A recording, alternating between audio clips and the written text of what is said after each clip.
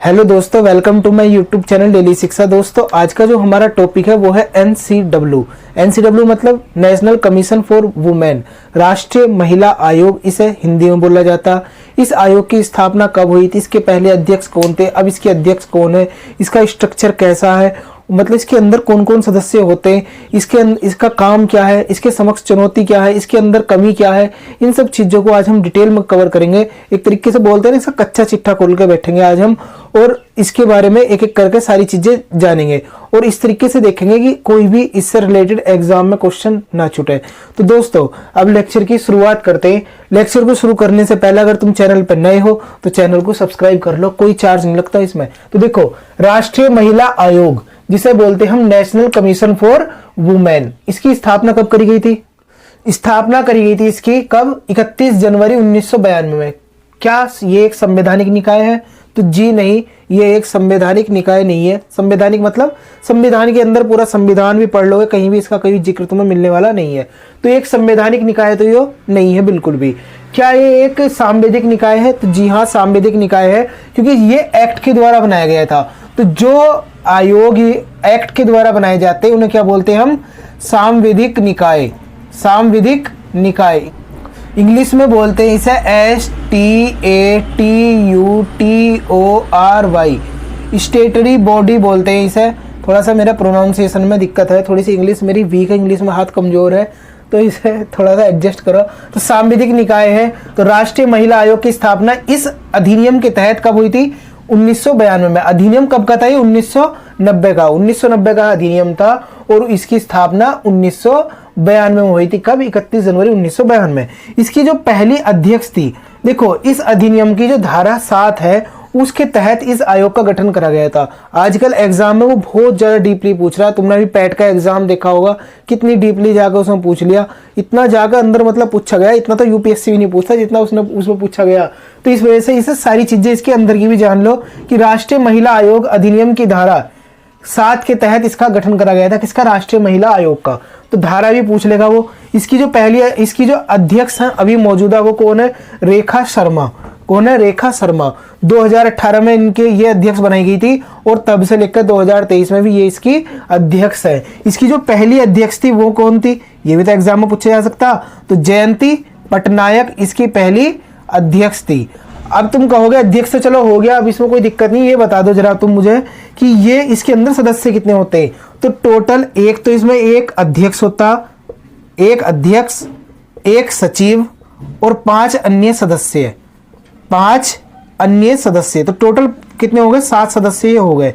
और इन 7 में से 2 ऐसे होनी चाहिए जो एक तो SC से बिलोंग करती हो और एक ST से। जो महिला होंगी एक SC कैटेगरी की और एक SC कैटेगरी की और एक ST कैटेगरी की। तो ये भी इसमें जरूरी है, ये भी एग्जाम में पूछा जा चुका। अब प्रश्न ये भी बनता कि चलो रेखा शर्मा इसके अध्यक्ष है, बहुत अच्छी बात है। अभी बताओ इनके अध्यक्ष की नियुक्ति कौन करता? तो केंद्र की सरकार ही इन अध्यक्ष की नियुक्ति करती, केंद्र सरकार। और ये अपनी रिपोर्ट, ये देखो पहले समझो काम क्या करती है। तो केंद्र की सरकार तो क्या कर रही है? इनकी नियुक्ति कर रही है अध्यक्ष की, सदस्य की। लेकिन ये काम क्या करता है? राष्ट्रीय महिला आयोग पूरे देश में महिलाओं के खिलाफ जो उत्पीड़न होता, महिलाओं के खिलाफ जो दहेज उत्पीड़न होता, महिलाओं के खिलाफ जो रेप होता, उनके साथ अत्याचार होता, उन सब की निगरानी करने का काम करता। महिलाओं के लिए जो कानून बनते उनमें सरकार को सलाह भी देता, सरकार का मार्गदर्शन भी करता ये आयोग। और साथ ही साथ ये क्या करता? ये महिलाओं को आगे बढ़ाने का काम भी करता, महिलाओं को प्रोत्साहन देने का भी काम करता। कौन सा? राष्ट्रीय महिला आयोग। तो आई होप तुम इसके बारे में सारी चीज अंडरस्टैंड कर गए होंगे, समझ गए होंगे कि ये राष्ट्रीय महिला आयोग काम क्या करता। अब देखो ये क्या करता? स्वयं मोटो एक्शन भी ले सकता। स्वयं मोटो क्या होता? मान लो कि कहीं पर किसी महिला के साथ दहेज उत्पीड़न हो रहा है या उसके साथ अत्याचार हो रहा, तो ये नहीं कि कोई आदमी महिला आयोग के पास जाके उसकी मतलब शिकायत करेगा कि यार देखो ऐसा ऐसा इस महिला के साथ हो रहा, तुम कुछ करो।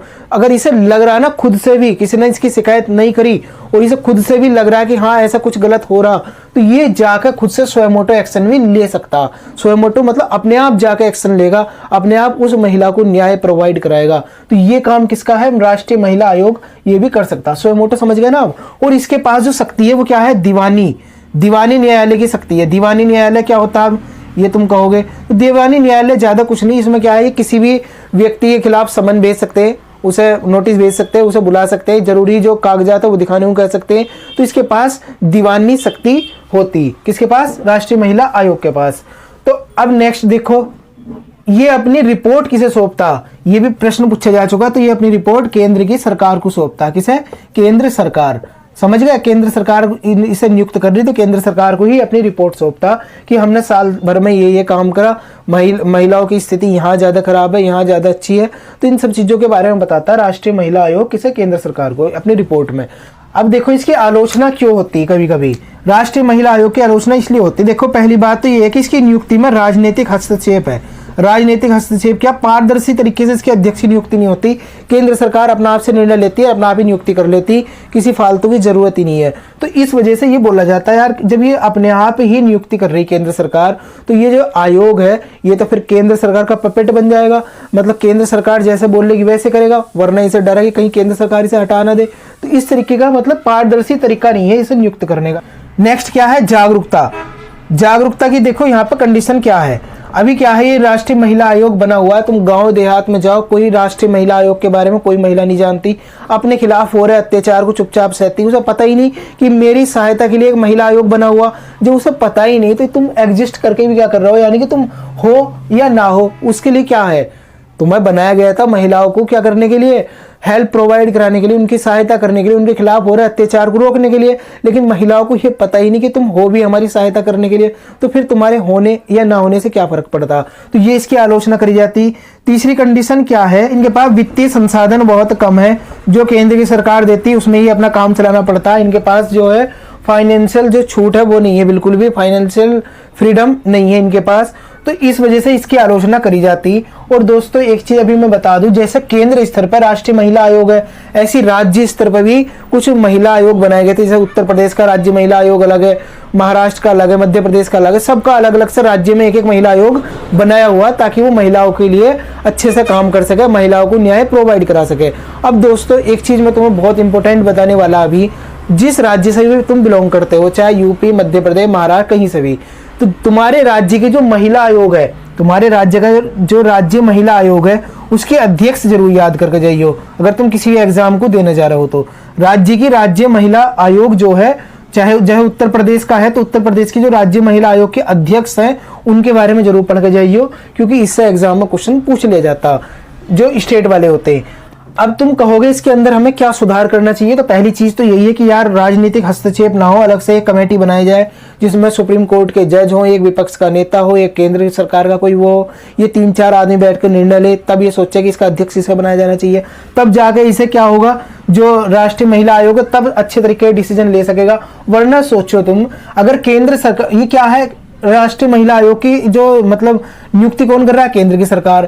केंद्र सरकार से जुड़ा हुआ कोई भी मुद्दा होगा महिला से, तो उसमें जो आयोग है अपना सही से काम नहीं कर पाने का, अगर पारदर्शिता नहीं है तो इस वजह से सबसे पहले तो ये बोला जाता है। दूसरा क्या है, जागरूकता फैलाना बहुत ज्यादा जरूरी है। जागरूकता जितनी ज्यादा होगी, महिलाओं को अपन उसके बारे में पता होगा, तभी वो हमारे इस पैट्रियोटिकल समाज, पितृसत्तात्मक समाज में अच्छे से अपना काम कर सकेंगी। तीसरा क्या है, इन्हें जो वित्तीय संसाधन है ये अच्छे से प्रोवाइड कराए जाए, तो जो इसके मतलब जो इसके अंदर कमी है वो सुधार लो, वही इसे बहुत ज्यादा आगे लेकर जाएगी। तो दोस्तों ये था राष्ट्रीय महिला आयोग। ये लेक्चर तुम्हें कैसा लगा, अगर अच्छा लगा तो लाइक करो, और मिलते हैं फिर नेक्स्ट लेक्चर में, तब तक के लिए थैंक्स अ लॉट, जय हिंद।